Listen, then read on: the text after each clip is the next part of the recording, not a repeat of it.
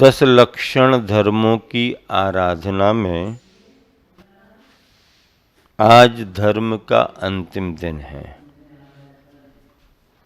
जिसे जैन परंपरा में ब्रह्मचर्य धर्म के नाम से जाना जाता है।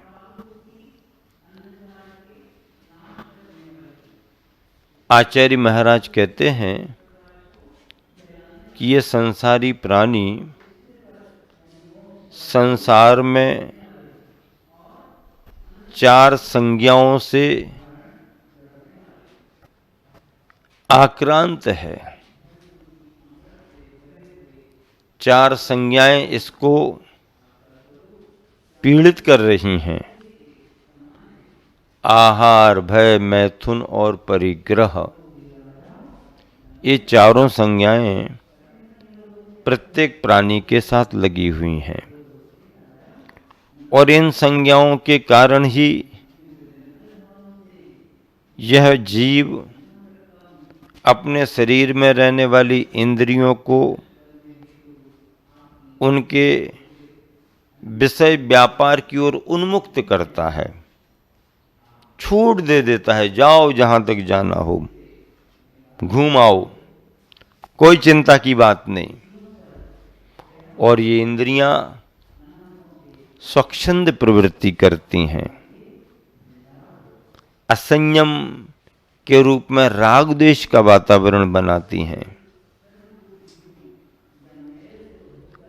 उम्र प्राप्त बाल कुमारों के लिए और युवाओं के लिए भारतीय संस्कृति में गुरुकुलों में शिक्षण दिया जाता। कहाँ शिक्षण दिया जाता? गुरुकुलों में। गुरुओं के निर्देशन में विद्यार्थी पढ़ते हैं और गुरुवाणी के निर्देशन में बालिकाएं पढ़ती हैं। अपने गुरुवर ने देखो कितनी दूरदर्शिता से काम किया। बालिकाओं को शिक्षित और संस्कारित करने के लिए प्रतिभा स्थली खोली। क्या खोली? प्रतिभा स्थली। प्रतिभा स्थली का मतलब यह है कि वह शिक्षा का केंद्र है, आवासीय गुरुकुल है। बाल ब्रह्मचारिणी बहनें पोस्ट ग्रेजुएशन गवर्नमेंट से अधिकृत स्कूली पैटर्न को लेकर के टाइमिंग मिलाते हुए बच्चों को अध्ययन कराती हैं, सुबह शाम धर्म का शिक्षण देती हैं, उन्हें संस्कारित करती हैं। तो ये बालिकाओं को संस्कारित करने की परंपरा है। एक बालिका अगर संस्कारित हो जाती तो शास्त्रों में लिखा है वह उभय कुल यशोवर्धिनी, अपने माता पिता के कुल को भी उज्जवल करती है। विवाह होने पर ससुराल में चली जाए तो ससुराल पक्ष को भी एक तरह से ससुराल पक्ष को भी उज्जवल करती है और दोनों पक्षों में रह करके जब सन्यास को धारण कर लेती, दीक्षित हो जाती, तो फिर तो अगले जिन कुल को भी उज्जवल कर देती है। विद्यार्थियों के बारे में भी कहा गया कि इन्हें भी गुरुकुलों में शिक्षित और संस्कारित किया जाता है। गुरुवर आचार्य श्री ने समय को देखते हुए प्रतिभा संपन्न कितने सारे युवाओं के लिए संरक्षण दिया और शिक्षा के क्षेत्र में IAS अधिकारी, IPS अधिकारी, IFS अधिकारी बनने के लिए वातावरण दिया, मार्गदर्शन दिया और ढेर सारे युवा अपनी योग्यता को आगे बढ़ाते हुए इन क्षेत्रों में आगे बढ़े। आज देश में हजारों की संख्या में युवा हैं जो आचार्य श्री से संस्कारित होकर के इन पोस्टों को प्राप्त कर लिए हैं और वह अपने संस्कारों के कारण अपने को तो संभाले हुए हैं, परिवार समाज को भी संभाल रहे हैं और राष्ट्र की भी अच्छे से सेवा कर रहे हैं। आज ब्रह्मचर्य का दिन है। ब्रह्मचर्य का मतलब है उम्र पाकर के संयम का पालन करते हुए आगे बढ़ना। लेकिन संन्यास के पहले गृहस्थ जीवन भी होता है और गृहस्थ की परंपरा स्वीकार करना भी कोई बुरी बात नहीं है। गृहस्थ भी मोक्ष मार्गी होते हैं, वो छोटे रूप में होते हैं। सन्यासी की बात ही क्या है।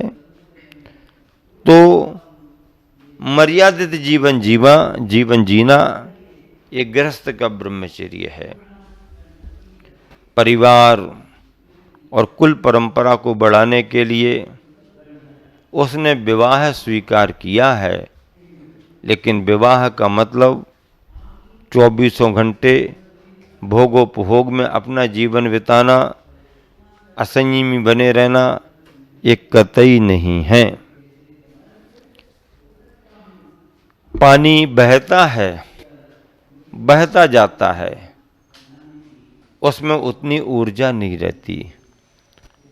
और कहीं बांध बना करके पानी को रोक लिया जाए, क्या बांध बना करके पानी को रोक लिया जाए और फिर उसके बाद में उस पानी से क्या विद्युत तैयार की जाए। क्या तैयार की जाए? विद्युत तैयार की जाए। तो उसमें पावर आ जाता है। उसमें क्या आ जाता है? पावर आ जाता है। पानी की तरह ही काम की गति है। इसे बाह्य संयम के द्वारा रोककर ऊपर की ओर बढ़ाया जाता है। अर्थात काम के रूप में बहती ऊर्जा को, क्या कह रहा हूं सुनो ध्यान से, काम के रूप में बहती ऊर्जा को ब्रह्मचर्य के ऊर्ध्वमुखी उपयोग से राम की शक्ति में परिवर्तित किया जाना, इसका नाम ब्रह्मचर्य है। मर्यादा की बात मैं आपको बताता हूं। आज का समय क्या चल रहा है, कैसा चल रहा है, इस पर ज़्यादा चर्चा करने से कोई सार नहीं, क्योंकि दुनिया जो दिख रही है वो सबको मालूम है। उस असंयमित और अमर्यादित दुनिया की बात क्या करना। खान पान में मर्यादा नहीं, उठने बैठने में मर्यादा नहीं, घूमने फिरने में मर्यादा नहीं, कपड़ों के पहनने में मर्यादा नहीं, न दृष्टि की मर्यादा, न विचारों की मर्यादा, न व्यवहार में मर्यादा। अमर्यादित स्वच्छंद असंयमी जीवन की क्या चर्चा करें। एक उदाहरण ही आप सबके लिए पर्याप्त है। वाल्मीकि रामायण में एक श्लोक आया है, राम लक्ष्मण सीता का संवाद है। जब सीता का हरण हो गया और किसी भी तरह से ये सूत्र नहीं मिल पाए कि कहाँ सीता गई होगी, लेकिन घूमते घूमते जंगल में कहीं पर सीता के पैरों में, अंगुलियों में पहने जाने वाले वो कुछ मिली बिछिया, कहीं ये मिले, कहीं कोई आभूषण मिले, तो रामचंद्र जी ने उन्हें पहचान लिया। फिर रामचंद्र जी ने वो देखा करके लक्ष्मण को कहा, लक्ष्मण ये केयूर देखो, ये कुंडल देखो, ये नूपुर देखो, ये तो सीता के हैं ना, बताओ लक्ष्मण जी यही सीता के हैं ना।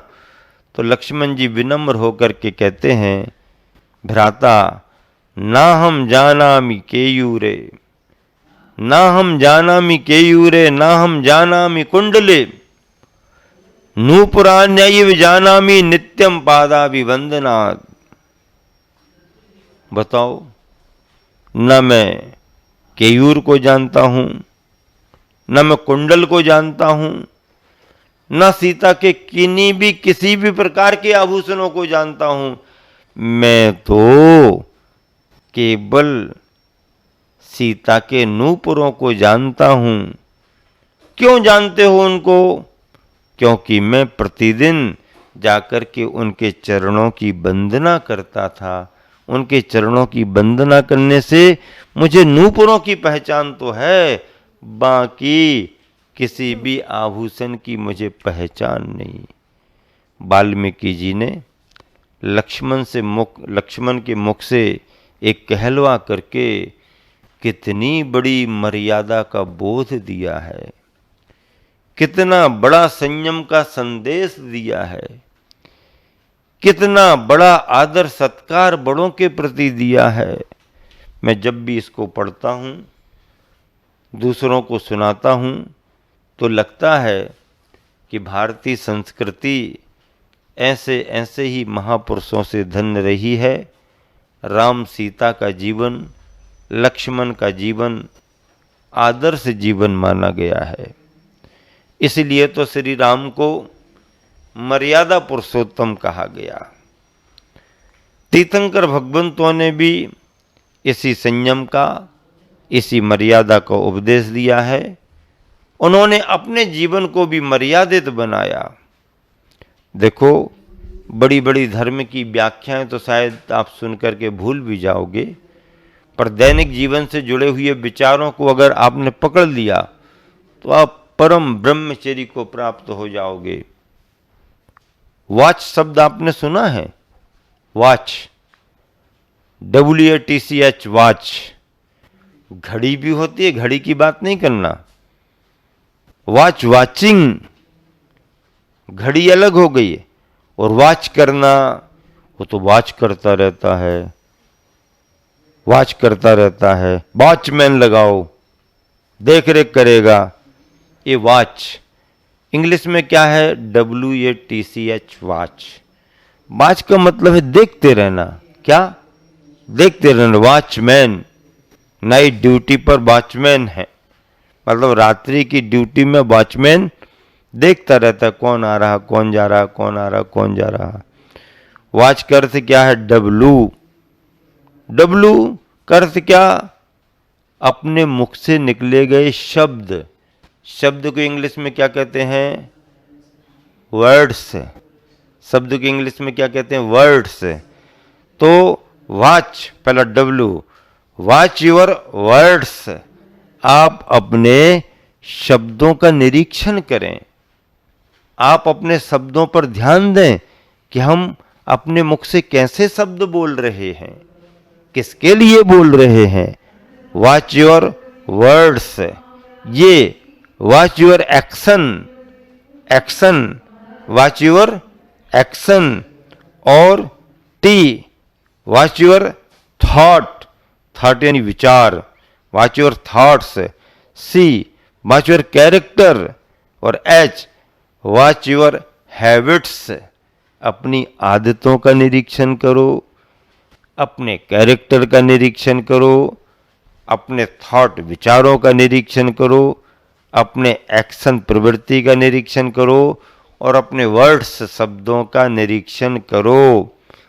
अगर आपने अपने शब्दों का, अपनी प्रवृत्ति का, अपने विचारों का, अपने कैरेक्टर का और अपनी आदतों का निरीक्षण करना शुरू कर दिया और उसमें शुद्धिकरण के रूप में मर्यादा को जोड़ दिया, तो आप जहां पर हो, जिस रूप में हो, वहीं पर आपका ब्रह्मचर्य पलने लगेगा। बिना संकल्प लिए हुए भी आप ब्रह्मचारी मानो जाओगे, क्योंकि आपने अपनी प्रवृत्तियों पर नियंत्रण कर लिया। ऐसा ये ब्रह्मचर्य धर्म 10 लक्षण महापर्व का अंतिम दिन है। सम्मेद शिखर में हजारों बंधु आप आए हो। लगभग 1500 की संख्या बताई जा रही है, जिसमें 1100-1200 का तो रजिस्ट्रेशन हुआ है। उसके बाद में 200-300 तो मेले में घूमने फिरने में लगे हुए, क्योंकि जगह उनको नहीं मिल पाई और उन्होंने आने में विलंब किया, सूचना नहीं दी। लेकिन इसके बावजूद भी उन सबको आवास और भोजन दिया गया।